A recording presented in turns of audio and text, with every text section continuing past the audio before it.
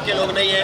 हमें ये सब है कि हम मजलिस इत्तेहादुल मुस्लिमीन के लोग हैं, लेकिन खासदार आमदार कोई गिरा हुआ तेरा मेरा रिश्ता क्या 15-20 लाख वाले आदमी के नहीं है। हम जो है तो असद साहब के पक्के सिपाही है और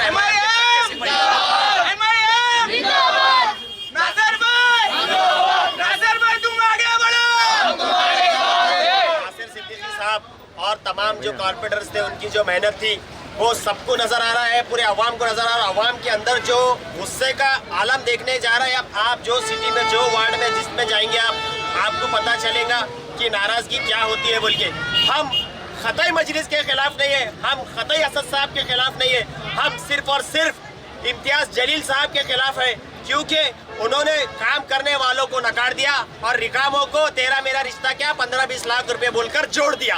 इसके ही हम खिलाफ है।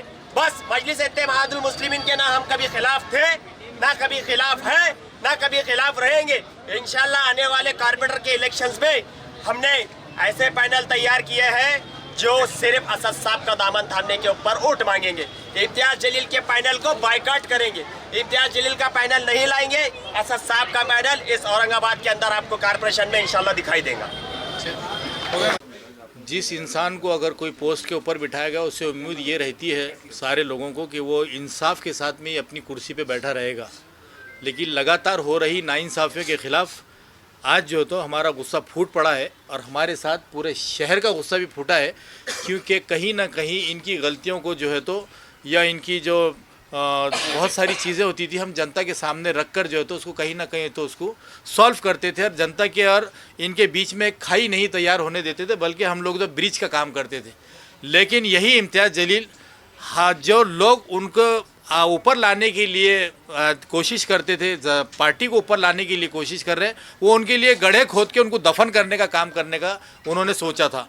आज हमारे कई कार्यकर्ता पूरे नगर सेवक जो है तो आज लगातार कई सालों से जो है तो जनता के बीच में जनता की सेवा दिन और रात कर रहे हैं, लेकिन इम्तियाज़ जलील साहब जब ऐन मौके पर इलेक्शन आते हैं, कुछ महीने पहले पूरे महाराष्ट्र की बॉडीज़ डिज़ोल्व कर देते हैं, सारा कारोबार अपने हाथ में ले लेते हैं, उसके बाद में किसी को हलने की और किसी को चलने की गुंजाइश भी नहीं रखते। तो लेकिन ये ऐसा पाप का घड़ा एक दिन भरता है और आज वो पाप का घड़ा उनका भर चुका है। हम बहुत दिन से बर्दाश्त कर रहे थे, क्योंकि हम लोग ये चाहते थे कि हमारी पार्टी की आइडियोलॉजी सबको जोड़ना, सबके लिए इंसाफ की लड़ाई लड़ना और सबको जो है तो इंसाफ दिलाना, तो ये हम लड़ाई लड़ते थे। लेकिन हमको पता नहीं जो मुखिया है हमारा तो वो खुद की लड़ाई लड़ रहा है, वो पार्टी से बढ़कर अपने आप को समझ रहा है। उसके बाद में वो समझता है कि मैं खड़ा तो पार्टी खड़ी रहेगी, मैं बैठा तो पार्टी बैठ जाएगी, मैं दिखा तो पार्टी, मैं हूँ तो पार्टी। हम समझते थे कि हम सब मिलके है पार्टी। तो ये कहीं ना कहीं हमारे को बहुत बात खल रही थी। महानगर पालिका के इलेक्शन आ गए, उसके बाद में सिस्टम हर पार्टी का ऐसा होता है कि एक कोर कमेटी बैठती है, जो इच्छुक लोग अपने इच्छुक के फॉर्म दाखिल करते हैं, उसके नामों के ऊपर हर नाम पे चर्चा होती है 5-7 लोगों की कमेटी के अंदर कि कौन सा उम्मीदवार हमको जीतने वाला, कौन सा उम्मीदवार लोगों की उम्मीदों पे उतरने वाला है, उसको हम जो है तो टिकट देंगे। तो लेकिन हम यहाँ पे देख रहे हैं कि ये जनाब का एक ऐसा हो गया कि इन्हों बाप और बेटे दोनों मिलकर जो है तो ये पूरी सत्ता चला रहे हैं। और जो हम लोग जो यहाँ की जनता ने मुझे 80,000 वोट दिए, ये 80,000 लोगों का क्या बोलना है, इनका क्या सोचना है, ये मैं उनके सामने रखने के लायक भी नहीं समझ रहे वो लोग। ना हमारे किसी जो पहले के पदाधिकारी जो हमारे शेख अहमद साहब हैं, ये पहले ज़िला सदर रहे हैं और अभी के भी सारों को डिज़ोल्व करके बाहर करके एक हुकुमशाही हिटलर शाही लेके बैठ गए और वो चश्मा ऊपर नीचे करना, हाँ हूँ करने का, और जो है तो लोगों को है तो मिलना नहीं, बात नहीं करना, फ़ोन नहीं उठाना, कब तक इंसान बर्दाश्त करेगा। तो आज जो है तो पूरे औरंगाबाद का गुस्सा इनके खिलाफ फूट पड़ा है कि ये इम्तियाज़ जलील साहब जो है तो शहर को जो इत्तेहाद की बुनियाद के ऊपर जो एक जगह एक बार नहीं कई बार हुआ है और इसकी मिसाल पूरे हिंदुस्तान में दी जाती है, तो ये समझ रहे हैं कि इनकी जागीर हो गई है, ये समझ रहे हैं इनकी वजह से हुई है, जबकि बैरिस्टर असदुद्दीन अवैसी साहब की वजह से इनको बर्दाश्त किए लोगों ने, लेकिन इनके झीड़ फीड़ इनका जो है तो रवैया अब बर्दाश्त के बाहर हो गया। इसलिए आज हम लोगों ने तमाम लोगों ने जो है तो ये फैसला किया कि जो उम्मीदवार इन्होंने पैराशूट से जिनका लेना देना नहीं पार्टी से, जो लोग पिछले 11 साल से MIM के ख़िलाफ़ काम करते हैं, MIM को गाली देते हैं, तो ऐसे लोगों को घर में से उठाकर जो है तो उनको टिकट दिया गया, और जो लोग दिन और रात मेहनत कर रहे उनके टिकट काट के उनको घर पे बिठा दिया गया। तो ये नाइंसाफ़ी के ख़िलाफ़ आज हमने एक नारा लगाया है कि इम्तियाज़ जलील हटाओ और मजलिस बचाओ। महाराष्ट्र के अध्यक्ष पद से इनको राज़ीनामा देना होगा, औरंगाबाद शहर के इलेक्शन से इनको बाहर करना होगा।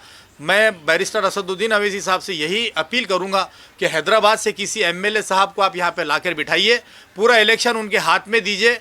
अभी भी वक्त है कि जो पैराशूट से आए हुए उम्मीदवारों को सी फार्म लगाकर बाहर का रास्ता दिखाया जाए, और हमारे उम्मीदवार जो हकदार है तो उनको जो है तो न्याय मिले और उनको वापस से जो है तो बी फार्म दे के उनको कंटिन्यू किया जाए। वरना जिन हकदार उम्मीदवारों को टिकट मिला है हम उनके लिए पॉजिटिव है, और जिनको नहीं मिला, जिन्होंने आज पक्ष के फॉर्म भरे हैं, हम उन उम्मीदवारों के लिए ग्राउंड पे उतरकर पूरा शहर मेहनत करेगा और उनको जिताने का काम करेगा। और ये पैराशूट वाले, बाहर वाले, कल की पार्टी में आने वालों को हराने का काम हम करेंगे। नाराज किती लोक झालेले आहेत, तुमच्या सोबत किती आहेत नाराज? नाराज बोले तो पूरे तो नगर सेवक भी है, पूरे कार्यकर्ता भी है। 30 टिकट दिए, 3000 लोग कार्यकर्ता है, जिसमें से लोग कार्यकर्ताओं को भी अगर नहीं टिकट देना था, कम से कम बुला के बिठा के समझा के आपने बोलना चाहिए था कि मैं आपको किस लिए टिकट नहीं दे रहा हूँ। नगर सेवकों को बोलना चाहिए। नगर सेवक के ऊपर आप इल्ज़ाम लगा रहे कि ये गद्दार है, और नगर सेवकों का ये बोलना है कि ये मांडोली किंग है, तो ये फिर किसका सही है, आपका या हमारा? हम देख रहे हैं कि हाँ, धुलिया के अंदर आप हमारे को जो है तो जिम्मेदारी देके पूरा ग्राउंड बनाने लगा रहे, और पीछे के दरवाजे से एक करोड़पति अजीत पवार का आदमी आके आपको हाईजैक कर रहा है। आपके पास में कभी भी रात बेरात वो आपके आजू बाजू नज़र आ रहा है, और हमको मिलने के लिए अपॉइंटमेंट लेना पड़ रहा है साहब, हमको मिलने के लिए मैसेज डालना पड़ रहा है, फ़ोन नहीं उठाए जा रहे। और वो जो बाहर के आए हुए 4 दिन के, तो ऐसा कौन सा डल्ला दे दिया उन्होंने आपको ऐसी कौन सी लालूच दे दी उन्होंने कि आप उनको इतना एंटरटेन कर रहे हैं? साहब, अल्लाह ने अक्ल सलीम सबको दिया है, समझे क्या? लेकिन हम बोलते हैं कि आपके ऊपर जब भरोसा किए तो आंख बंद करके किए थे, लेकिन जब आंख खोले तो हमारे भरोसे का खून हो चुका था, और ये खून बार बार होने नहीं देंगे।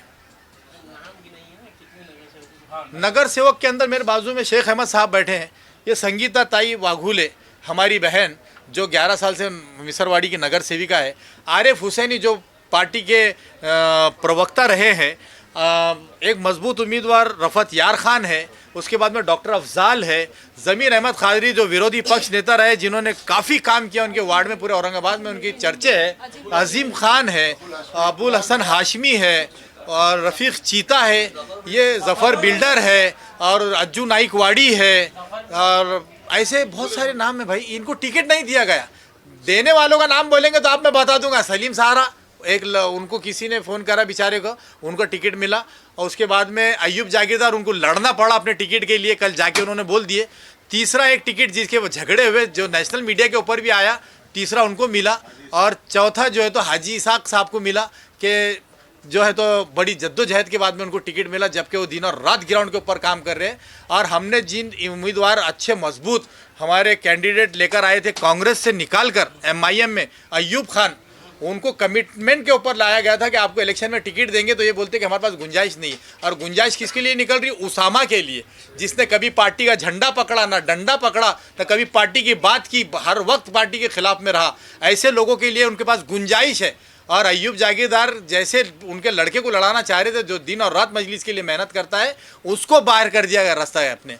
ये गलत बात। यूसुफ शेख आए थे अभी कांग्रेस के आपसे? देखिए, यूसुफ शेख कांग्रेस के बाद में है, पहले वो हमारे महल्ले के पड़ोसी, बचपन के साथी, हमेशा के सुख दुख में जो है तो हम लोग पार्टी से हट के जो है तो उन्होंने मुलाकात किए, और उन्होंने ये कहा इंसाफ की आप जो लड़ाई लड़ रहे हैं ये बहुत अच्छी लड़ाई है, और जो है तो हम इसको लड़ेंगे। देखिए, मैंने कल असद साहब से बात किया था। असद साहब को इन्होंने पता नहीं क्या ब्लैकमेल किया कि भाई आप अगर कोई मेरे पर फैसला थोपेंगे तो शायद मैं रिज़ाइन देके छोड़ चला जाऊंगा। तो उन्होंने भी कहीं ना कहीं, मेरे को ऐसा लगता है कि इनके फैसलों से नाराज़ होने के बाद भी ऐसा कुछ सख्त एक्शन नहीं लेते। मैंने कल कहा, उन्होंने मुझसे कहा कि भाई आप एक मरतबा इम्तियाज़ साहब से बैठिए, डिस्कस करो, ये करो, तो इन्हों तो तैयार नहीं हो रहे ना उसके लिए। इन्हों तो बस फराफरी जवाब दे रहे और बार बार कह रहे कि मैं बहुत थक गया, मेरे लिए दुआ करो। अरे भाई, काम बांटो, ज़रूरत नहीं पड़ेगी, आप नहीं थकेंगे। अगर काम बांटेंगे ना आप, जिसका काम जिसको देंगे ना तो वो बराबर निभाएगा। सबके अंदर सलाहियतें दिया ऊपर वाले ने, सारा काम आप अपने आंग पे ले लेंगे और बोलेंगे मैं बहुत थक रहा हूँ, तो फिर यकीनन थक जाएंगे आप, इसलिए आप थक गए होंगे तो आप घर पे बैठिए आप। इससे पार्टी का किसके? पार्टी का नुकसान नहीं, बिल्कुल नहीं होगा। हम पार्टी के फायदे के लिए रोड पे उतरे आज। ये जो हमने आपसे कहा कि जो हकदार उम्मीदवार को टिकट मिला हम उसके साथ में हैं, और जो हकदार उम्मीदवारों को टिकट नहीं मिला, जिन्होंने जो है तो अपनी दावेदारी अपक्ष से जो है तो रखी है, तो हम चाहेंगे उनको मदद करना, उनको जिताना और वापस में मजलिस में लेकर आना। हम ये कितने चाहेंगे। लोग ऐसे अपक्ष खड़े हुए हैं? अभी हमारे पास अभी कई लोग जो है तो लाइन में लगे हुए, अभी पूरा फिगर हमारे पास आया ही नहीं। जब सही फिगर आएगा तो हम आपको बता देंगे। अपक्षाच्या पाठीमागे तुम्ही राहणार? अपक्ष वो जो पार्टी के लॉयल है, जो हकदार है, उनके साथ।